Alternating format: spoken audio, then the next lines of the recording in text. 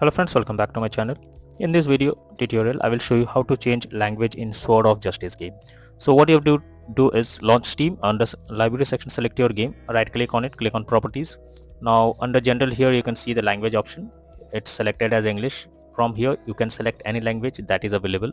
Just for example, I'm selecting Japanese. So here you have to select Japanese, and after that restart your PC so that whatever changes you have done, it will change, and then you can easily check that the language has changed to Japanese. Now if you want to change back it again to English, simply come back and in the language section you have to select English, and after that again restart your PC and then launch Steam, and you can find that the language has been changed to English. So by this way you can easily change language in Sword of Justice game to English, to other language, and again back to English.